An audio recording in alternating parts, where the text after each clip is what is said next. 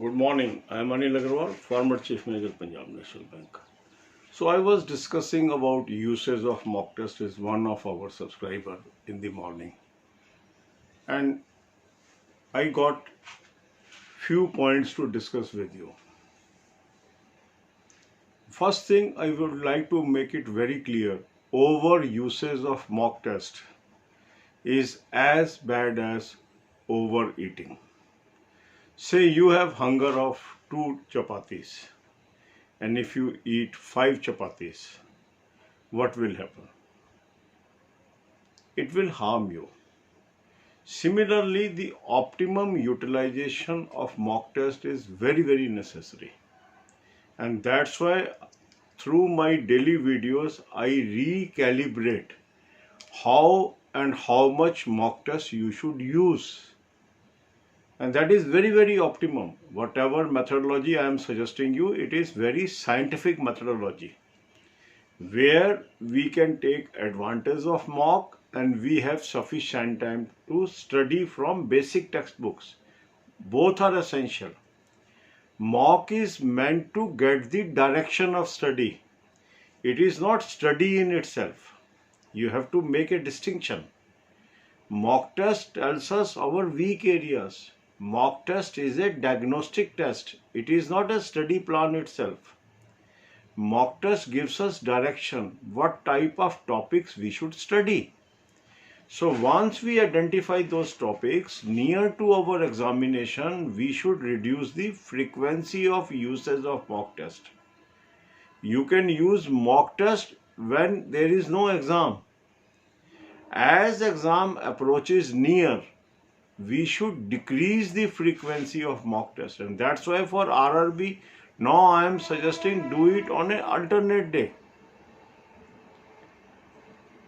We need not overplay with the mock test. This is my advice.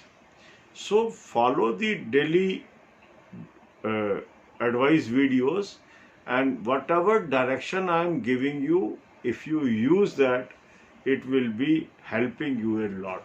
So God bless you all. अब यही बातें हम हिंदी में करेंगे.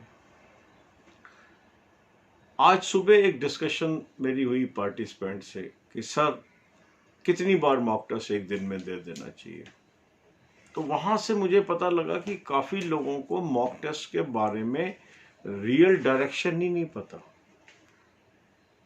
किसी भी चीज की अधिक यूज करना उतना ही खतरनाक है जैसे ओवर ईटिंग. यदि मेरे को 2 रोटी की भूख है और मैं 5 रोटी खा रहा हूं तो क्या होगा? मैं बीमार हो जाऊंगा. इसी तरह जो मॉक टेस्ट है, अगर हम उसको ओवर यूज करेंगे तो उसका बेनिफिट होने की बजाय नुकसान होना शुरू हो जाएगा. मॉक टेस्ट है हमें एक रास्ता बताने का इंस्ट्रूमेंट कि मेरा कमजोरी कहां पर है, कौन से एरिया मेरे कमजोर हैं. उनको बेसिक टेक्स्ट बुक से पढ़ना उतना ही निहायत जरूरी है जितना मुझे मॉक टेस्ट करना. तो जैसे जैसे हम एग्जाम के नज़दीक जाएंगे, जरूरी नहीं है हमें फ्रीक्वेंसी बढ़ानी है मॉक टेस्ट की. अगर हम फ्रीक्वेंसी घटा भी रहे हैं मॉक टेस्ट की, जैसे अब मैं आपको सजेस्ट कर रहा हूं अल्टरनेट डे पे यूज कर लो मॉक टेस्ट. तो जैसे जैसे हम नज़दीक जाएंगे, कौन सा मॉक टेस्ट यूज करना है, कितने दिन बाद यूज करना है, ये बहुत जरूरी है. ये कैलिब्रेटेड अप्रोच है, ये साइंटिफिक अप्रोच है. और मेरी आपको सलाह है कि जो मेरी डेली एडवाइस की वीडियोस हैं, क्योंकि जिस भी एग्जाम को आप फोकस कर रहे हैं वो वाली वीडियोस आप डेली बेसिस पे देखिए. जैसे मान लीजिए आप आरआरबी को फोकस कर रहे हैं, तो आरआरबी की तैयारी कैसे करनी है, वो जो मेरा वीडियो है वो आपके काम आएगा. मान लो आप एसबीआई की तैयारी कर रहे हैं, तो एसबीआई की तैयारी कैसे करनी है वो काम आएगा. फिर आप मान लो मल्टीपल एग्जाम दे रहे हैं, तो मैंने एक आपको वीडियो दिया है कि अगर आप मल्टीपल एग्जाम दे रहे हैं तो आपको मॉक टेस्ट की फ्रीक्वेंसी कैसे सेट करनी है. इसको आप समझिए, और डिफरेंट सोर्सेज से डिफरेंट बातें बताई जाएंगी. तो आपको अपनी एक कन्विक्शन तैयार करनी है कि हमें कौन सी सलाह है जो हमें सूट कर रही है और हमें उसको फॉलो करना है. अदरवाइज आप कंफ्यूज रहेंगे. तो मैंने बहुत अच्छा मॉक टेस्ट आपको सजेस्ट किया है, इसको ले लीजिए, और कैसे मॉक टेस्ट का इस्तेमाल करना है वो मैं आपको बता रहा हूँ. उसको इस्तेमाल कीजिए ओवर प्ले मत करिए। कई लोग बहुत ज़्यादा नंबर ऑफ मॉक टेस्ट एक दिन में इस्तेमाल कर रहे हैं, उससे कोई ज़्यादा फायदा नहीं होना है। अब वक्त है, जैसे जैसे एग्जाम नज़दीक आ रहा है, अपनी कमियों को ढूंढना और पढ़ाई ज़्यादा करना। पढ़ाई मीन्स बेसिक टेक्स्ट बुक से उन कंसेप्ट्स को क्लियर करना, क्योंकि जो नंबर आपके मिस हो रहे हैं उनको कैसे ढूंढना है, ये हमारे लिए निहायत ज़रूरी है।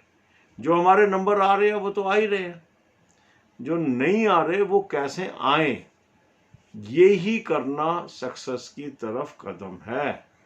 God bless you all.